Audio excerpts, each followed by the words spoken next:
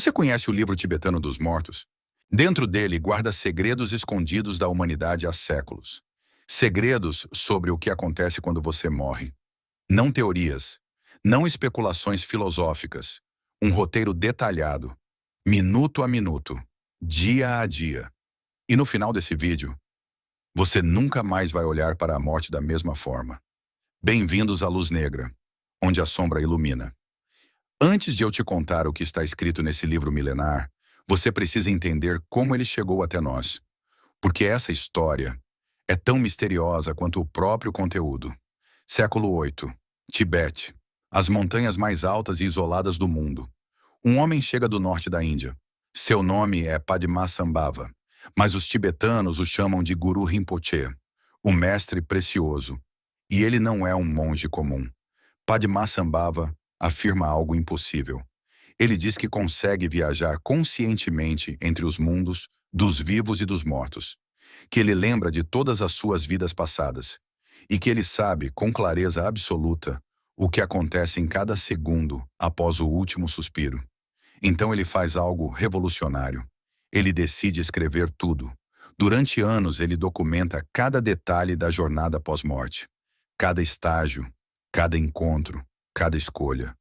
Um mapa completo do território desconhecido que todos nós vamos atravessar. Mas quando termina, ele não publica o livro. Ele o esconde. Padmasambhava enterra manuscritos em lugares secretos pelo Tibete, cavernas profundas, templos esquecidos, fendas nas montanhas que só os ventos conhecem. E ele deixa uma profecia. Esses textos só seriam encontrados quando a humanidade estivesse pronta para compreendê-los. 600 anos se passam. Século XIV. Um monge chamado Karma Limpa está em retiro solitário, meditando numa caverna remota. E ele tem uma visão. Na visão, numa presença, o guia até uma parede específica da caverna. Uma pedra comum que ele havia passado 1000 vezes. Quando ele remove a pedra, encontra um baú lacrado. Dentro do baú, envoltos em seda amarela, os manuscritos. Karma Limpa os leva para seu monastério. E quando os lamas começam a ler, alguns ficam em silêncio por dias, outros choram. Alguns, dizem as lendas, enlouquecem, porque o que estava escrito ali não era filosofia abstrata. Era um manual de instruções para o momento mais importante da existência humana.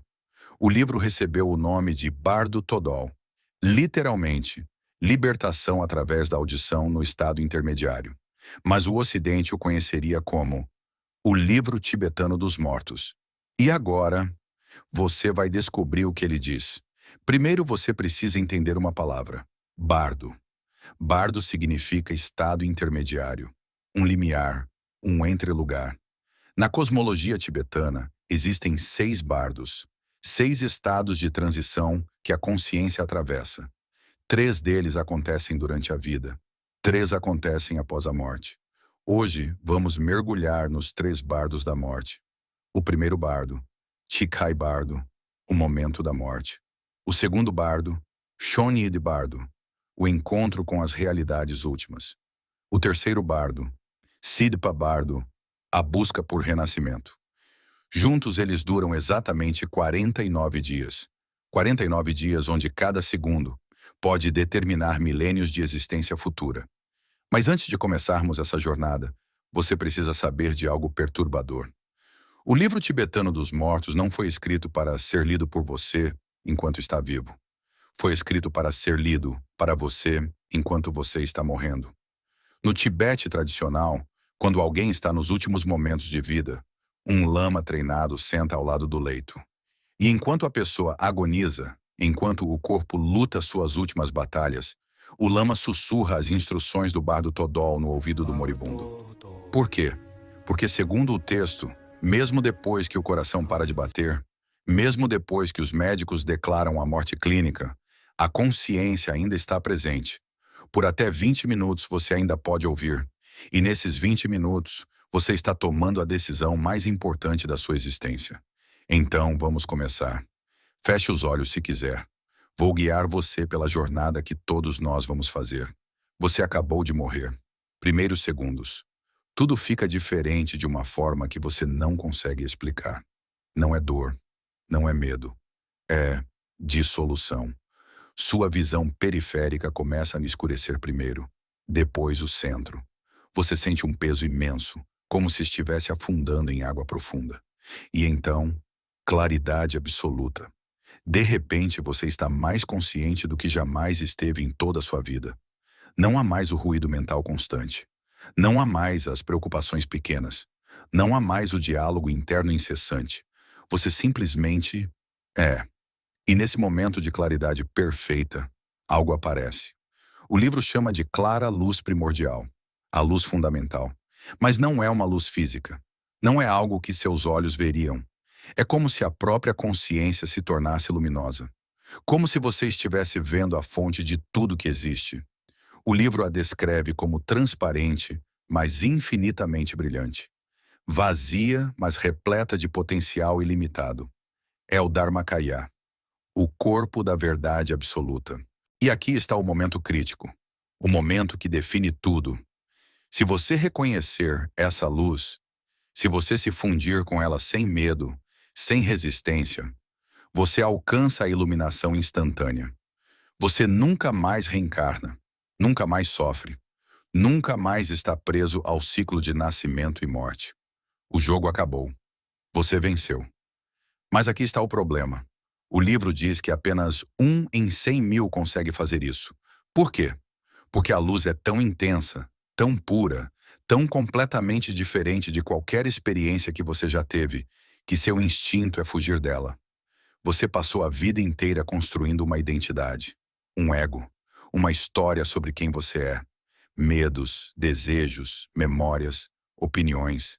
E de repente, a luz dissolve tudo isso. E seu ego entra em pânico. Ele grita: "Eu vou deixar de existir. Eu preciso escapar." Então você se afasta. Você fecha os olhos internos. E a luz desaparece. E nesse momento, você entra no segundo bardo. Dias 1 a 7 após a morte. Você falhou no teste da luz clara. Agora você está no Shoni de bardo. O bardo da realidade última. E é aqui que a jornada fica extraordinária. Você não tem mais corpo físico, mas você ainda tem consciência. E essa consciência começa a criar. Ela começa a projetar imagens, formas, entidades. E o livro descreve exatamente o que você vai ver, dia por dia, primeiro dia após a morte. Uma figura gigantesca aparece à sua frente. É Vairochana, a primeira das divindades pacíficas. Ele é branco como uma nuvem de neve, sentado num trono de leão, cercado por uma luz azul celestial que pulsa como um coração cósmico. Ele estende a mão para você, e você sente uma oferta, libertação, fim do sofrimento, paz absoluta. Mas ao mesmo tempo, você vê outra luz, uma luz fraca, acinzentada, vinda de baixo. É a luz do reino dos infernos.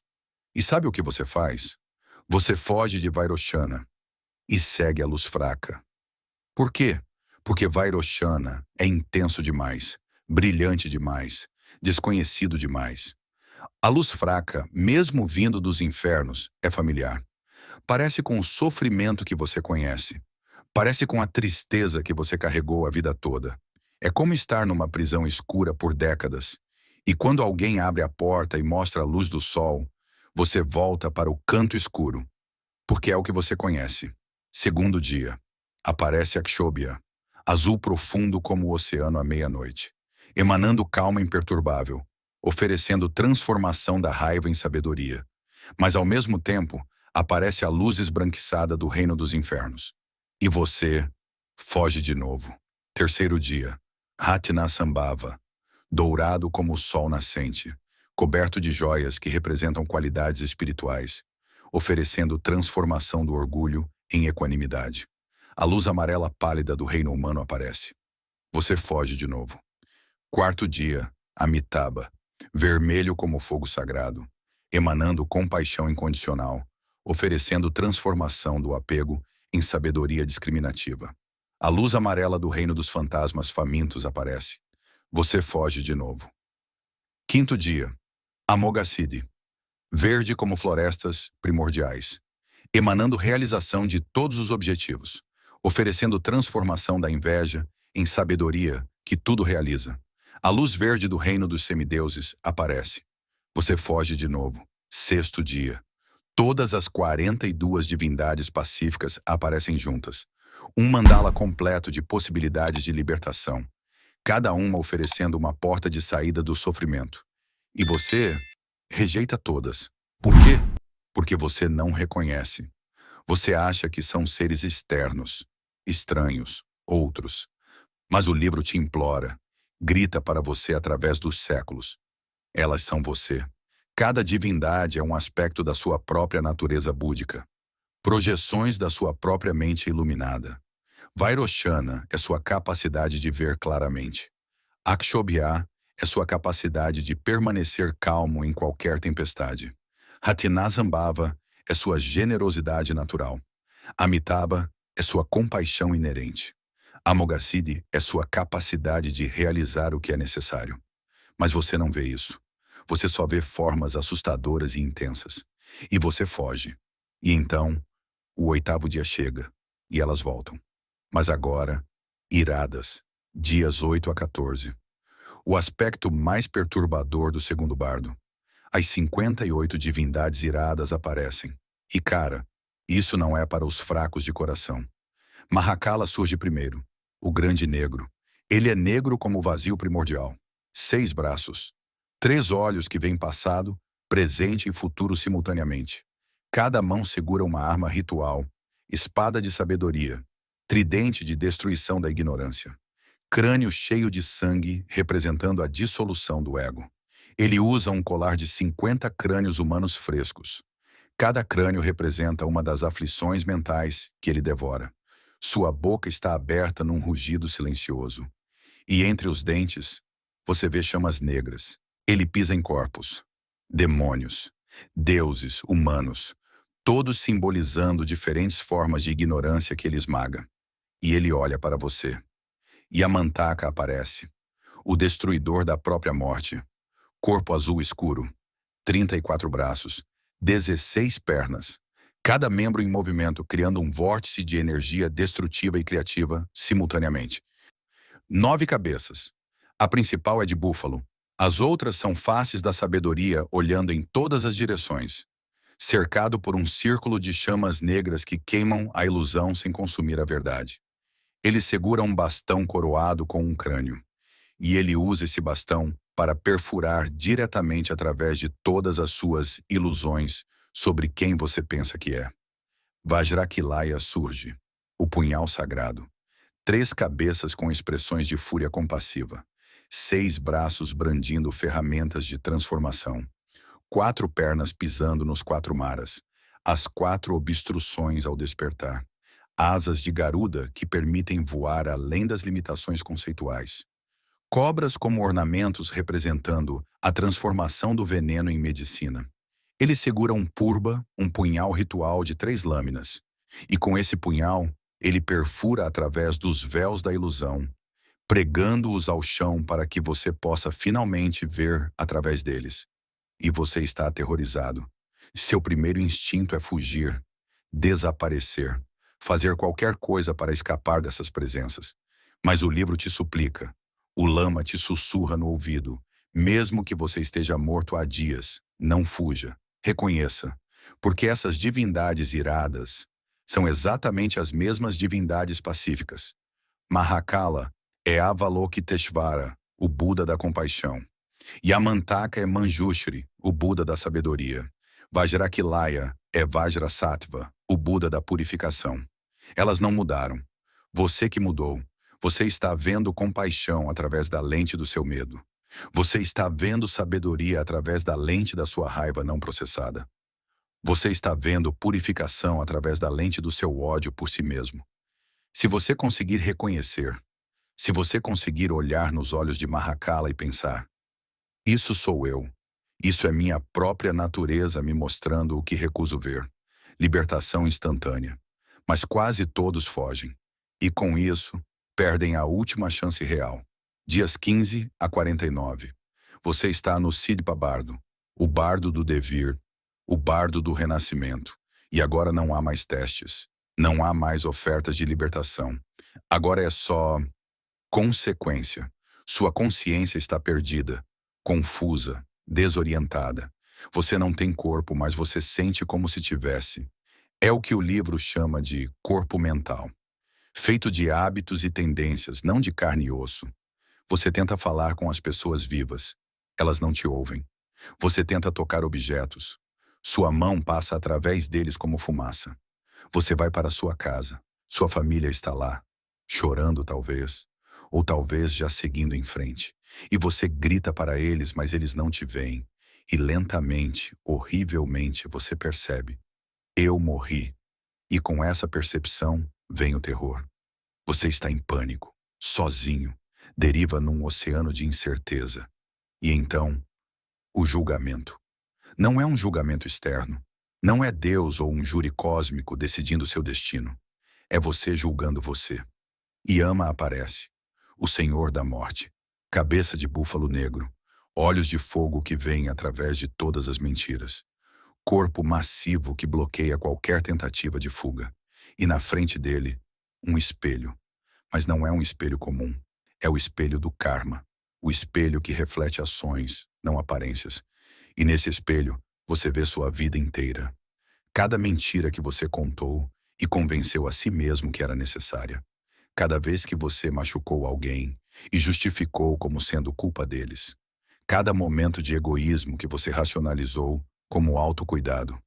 Cada oportunidade de bondade que você ignorou porque estava ocupado demais. Mas também cada ato genuíno de generosidade, mesmo quando ninguém estava olhando. Cada momento de perdão quando seria mais fácil guardar rancor. Cada vez que você escolheu gentileza quando a crueldade teria sido mais conveniente. Cada instante de coragem quando seria mais seguro se esconder. Yama não fala, ele não precisa. Ele pega pedras. Pedras brancas para ações benéficas. Pedras pretas para ações prejudiciais. E ele pesa, não numa balança física, numa balança de consequências. E dependendo do peso, você vê 6 portais se abrindo, os 6 reinos de renascimento, 6 estados de existência determinados pelas suas ações e estados mentais predominantes. O primeiro portal brilha com luz branca suave. É o reino dos deuses. Você vê palácios de cristal, jardins de prazer infinito, seres de beleza sobrenatural em êxtase perpétuo. Mas o livro te avisa, esse é o reino mais perigoso de todos. Por quê? Porque lá o prazer é tão intenso que você esquece completamente de praticar. Você esquece que tudo é impermanente. Você desperdiça eras de existência em diversão até que seu karma bom se esgota. E você cai de novo mais rápido e mais profundo do que antes. O segundo portal pulsa com luz vermelha competitiva. É o reino dos asuras, dos semideuses. Você vê guerreiros poderosos em batalha eterna, conquistando, perdendo, reconquistando, num ciclo infinito de vitória e derrota. Esse é o reino da inveja. Você vê guerreiros poderosos em batalha eterna, conquistando, perdendo, reconquistando, num ciclo infinito de vitória e derrota. Esse é o reino da inveja, da competição sem fim, de sempre se comparar aos outros e nunca estar satisfeito. O terceiro portal brilha com luz amarela pálida. É o reino humano. E você reconhece: nascimento, envelhecimento, doença, morte, trabalho, relacionamentos, alegrias breves, sofrimentos prolongados, mas também a única chance real de despertar. Porque só os humanos têm inteligência suficiente para compreender o Dharma e sofrimento suficiente para motivá-los a praticá-lo. O quarto portal é escuro, com luz verde doentia. É o reino animal. Você vê criaturas movidas apenas por instinto. Fome, medo, reprodução, sem capacidade de reflexão ou escolha moral. Presas e predadores, num ciclo eterno de comer e ser comido. O quinto portal emana luz vermelha fraca. É o reino dos pretas, dos fantasmas famintos. Você vê criaturas com estômagos imensos e gargantas finas como agulhas, eternamente famintas, mas incapazes de serem satisfeitas. Eternamente sedentas, mas incapazes de beber. Esse é o reino do desejo insaciável, do apego que nunca encontra paz, O sexto portal é negro com chamas escuras. É o reino dos infernos. E você vê sofrimento sem fim, queimando em fogo, mas nunca sendo consumido, congelando em gelo, mas nunca morrendo. Tortura que parece durar eternidades, mas eventualmente termina. Porque nada é eterno, nem mesmo o inferno. E você sente uma atração, uma compulsão, para um desses portais, baseado no que você fez, no que você cultivou, nos padrões que você reforçou vida após vida. E então você vê outra coisa. Você vê casais, em todos os reinos, se reproduzindo. No reino humano, você vê homens e mulheres fazendo amor. E você sente algo. Se você sente atração pela mulher e repulsa pelo homem, você vai nascer como homem. Se você sente atração pelo homem e repulsa pela mulher, você vai nascer como mulher. E num momento de desejo ou aversão, você entra. Sua consciência se funde com o espermatozoide ou o óvulo no momento da concepção. E lentamente, durante 9 meses, você esquece. Esquece os bardos, esquece as divindades, esquece a luz clara, esquece que você já esteve aqui antes, milhares de vezes. E então você nasce, chorando, confuso, começando tudo de novo. E o ciclo recomeça. Essa é a jornada que o livro tibetano dos mortos descreve. Mas aqui está a pergunta que você deve estar se fazendo. Isso é real? É literal? É simbólico? E a resposta é complicada. Carl Jung estudou esse livro profundamente, e ele chegou a uma conclusão fascinante. Jung disse que o bardo Todol não é sobre morte física, é sobre morte do ego. É sobre os processos psicológicos que acontecem quando qualquer estrutura mental se dissolve. As divindades são arquétipos universais, padrões de energia psíquica que existem no inconsciente coletivo de toda a humanidade. A luz clara é a consciência pura antes da formação do ego. Os bardos são estados mentais que você pode experimentar agora, nesta vida, sem precisar morrer. Timothy Leary e os pesquisadores psicodélicos dos anos 60 leram o livro tibetano dos mortos e ficaram chocados, porque as experiências descritas nos bardos eram idênticas às experiências com LSD e psilocibina. A dissolução do ego, o encontro com entidades arquetípicas, a sensação de morrer e renascer, as visões de luzes coloridas e formas geométricas. Eles perceberam que o bardo Todol não é apenas um guia para a morte física, é um mapa da consciência humana em seus estados mais profundos. E então há as experiências de quase morte.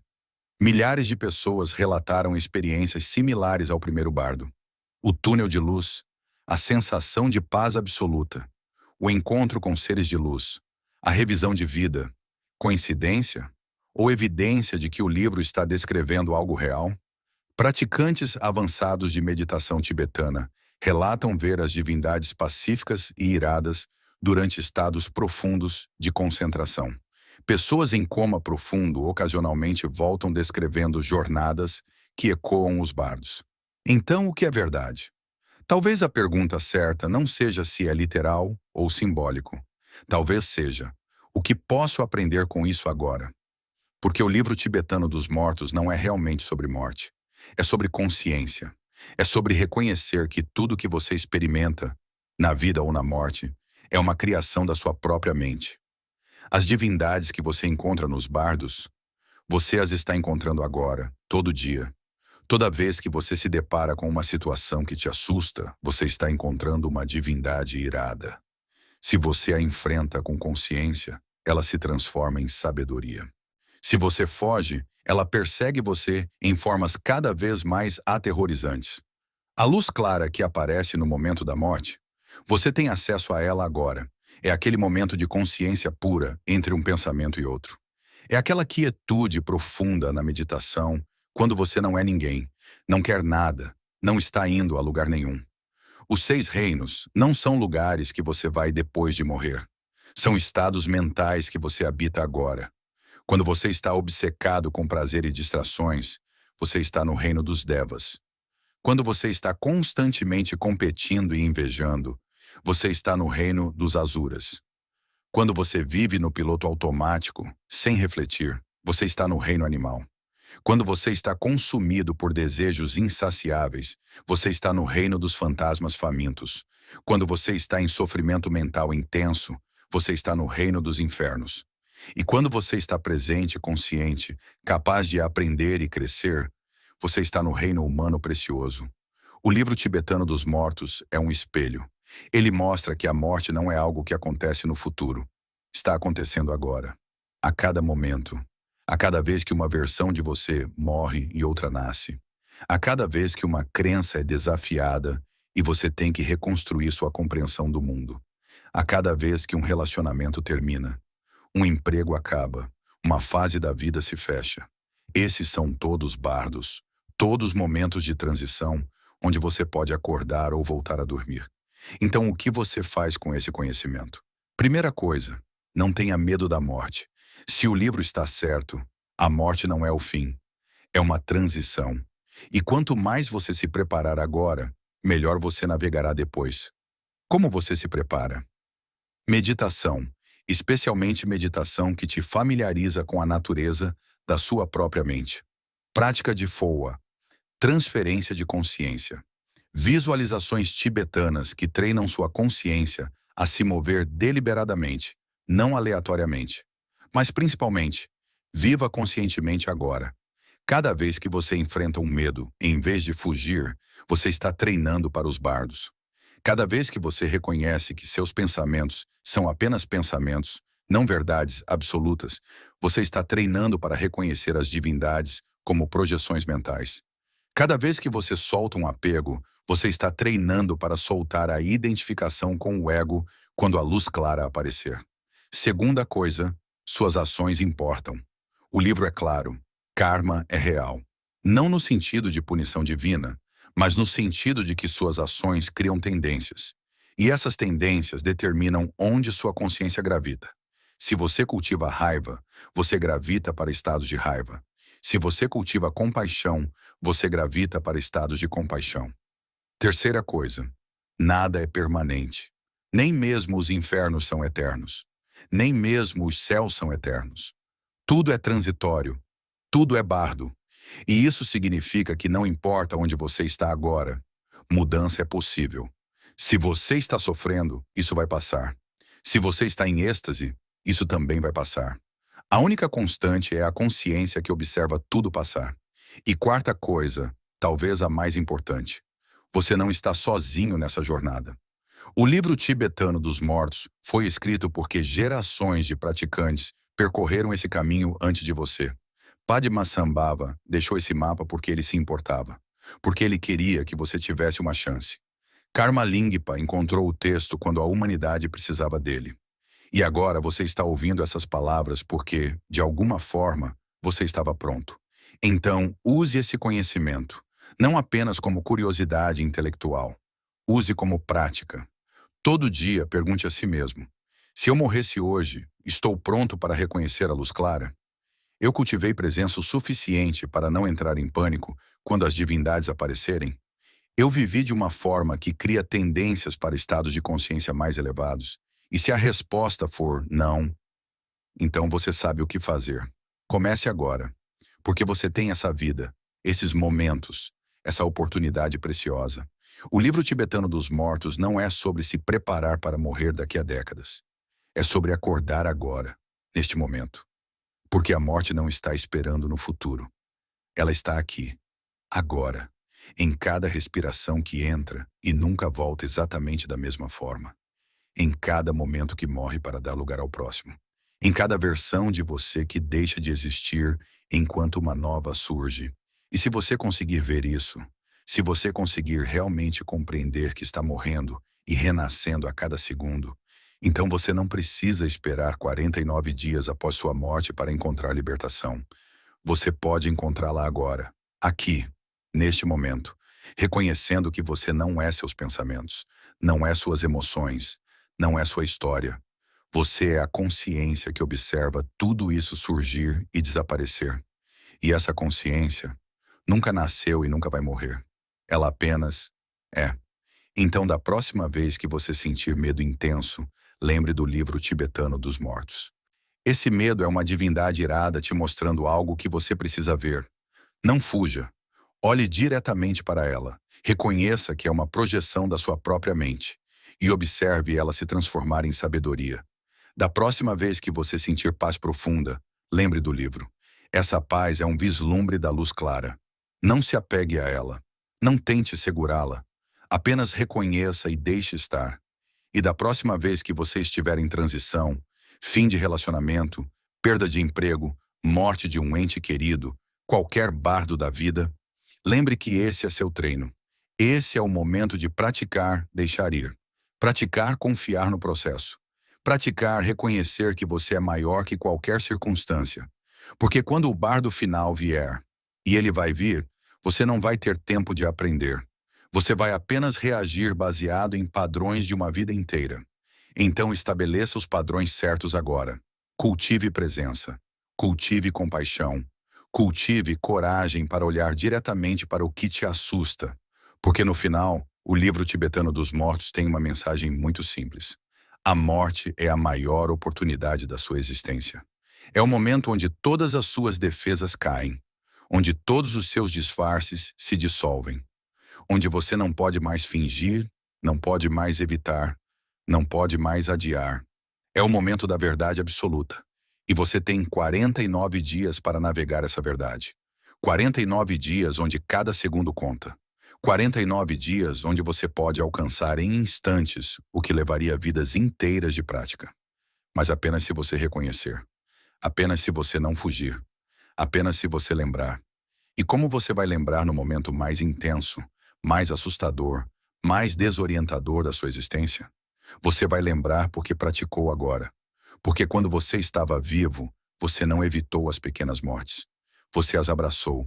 Você morreu para seus apegos. Você morreu para sua raiva. Você morreu para seu orgulho. E cada vez que você morreu para uma ilusão, você renasceu um pouco mais próximo da verdade. Até que, eventualmente, quando a morte real chegar, não será tão diferente assim. Será apenas mais uma transição. Mais um bardo. Mais uma oportunidade de reconhecer o que sempre esteve lá. A luz que nunca se apaga, a consciência que nunca morre. O você que sempre foi e sempre será. Padmasambhava sabia disso. Por isso ele escreveu o livro. Não para te assustar, mas para te preparar. Não para te fazer temer a morte, mas para te fazer valorizar a vida. Porque quando você realmente entende que vai morrer, quando você realmente compreende que cada momento é precioso e transitório, você para de desperdiçar tempo com coisas que não importam. Você para de adiar seu crescimento. Você para de esperar pela versão perfeita de si mesmo antes de começar a praticar. Você simplesmente começa agora, neste momento. Porque este momento é tudo que você tem. E este momento é o bardo. Então eu te pergunto, você está pronto? Não para daqui a décadas quando a morte chegar. Você está pronto agora? Pronto para reconhecer que você está morrendo e renascendo a cada segundo? Pronto para ver as divindades que aparecem disfarçadas, como suas emoções, seus medos, seus desejos? Pronto para não fugir da luz clara quando ela brilha nos momentos de quietude absoluta? Pronto para escolher conscientemente em qual reino você habita, momento a momento? Pronto para viver como se cada dia fosse seu último bardo? Porque se você está pronto agora, então quando o bardo final vier, você vai reconhecer. E você vai sorrir. E você vai olhar para a luz clara sem medo. E você vai fundir com ela. E você vai finalmente entender o que Padmasambhava estava tentando te dizer há 1200 anos. Você nunca esteve separado. Você sempre foi a luz. Você apenas esqueceu. E a morte? A morte é apenas o lembrete final. O alarme que toca quando você dormiu demais. A última chance de acordar antes de apertar soneca de novo. Então não espere pela morte para despertar. Desperte agora. Reconheça agora. Viva agora como se você estivesse nos bardos. Porque você está. Você sempre esteve. E você sempre estará. Até que um dia, você finalmente reconheça. E nesse dia, os bardos acabam. O ciclo para. E você descobre que nunca houve nada para escapar. Nunca houve ninguém para ser libertado. Apenas consciência, brincando de esconde-esconde consigo mesma. E quando você finalmente para de se esconder, quando você finalmente olha diretamente para a sua própria natureza, você ri, porque era tão óbvio o tempo todo, tão simples, tão absolutamente, perfeitamente claro. E você percebe que toda a jornada, os 49 dias, as divindades, os reinos, os medos, os desejos, as vidas e mortes, tudo foi apenas uma história elaborada que você contou para si mesmo. E agora que você viu através dela, você é livre, livre para escolher.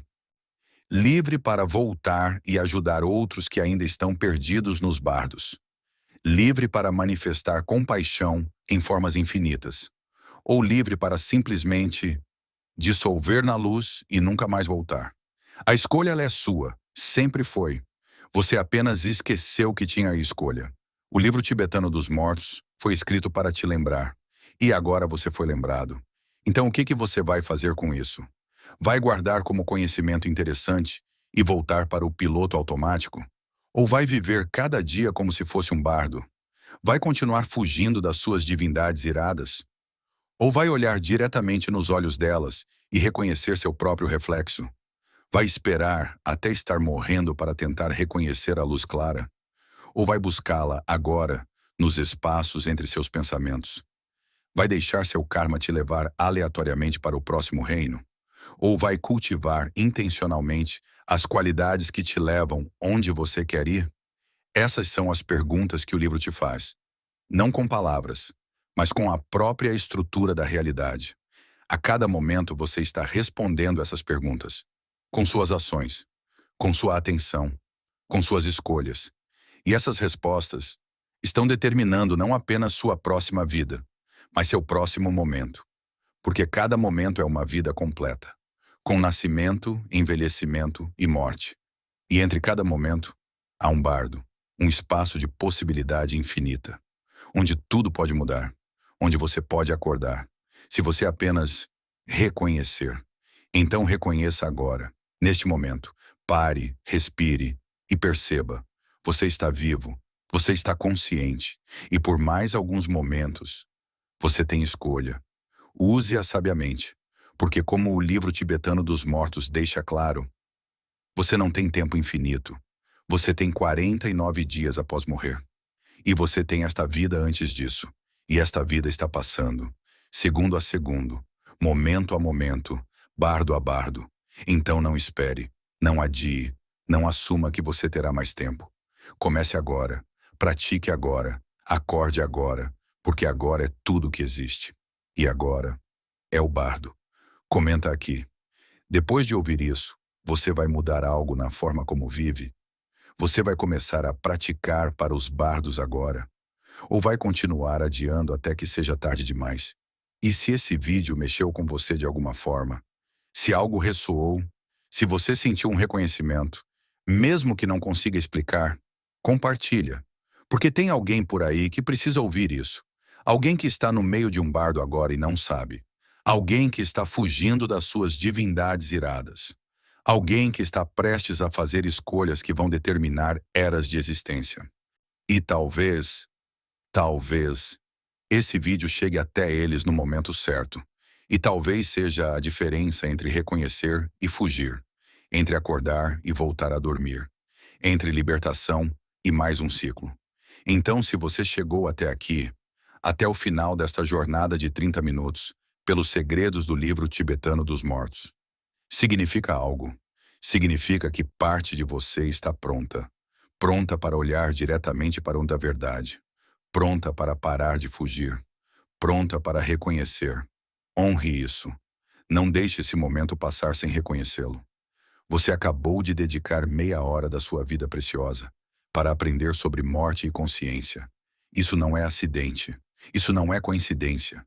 É um chamado, um lembrete, uma oportunidade. O que você vai fazer com ela? Aqui é a luz negra, onde a sombra ilumina, onde os segredos não são guardados por mal, mas revelados quando você está pronto. E você está pronto. Caso contrário, não estaria aqui. Então vá, viva, pratique, prepare-se, não com medo, mas com sabedoria, não com urgência desesperada, mas com presença constante, porque os bardos não são o inimigo, são o caminho, e a morte não é o fim, é a porta, e do outro lado dessa porta está tudo que você sempre foi, tudo que você sempre será, esperando para ser reconhecido. Até o próximo despertar.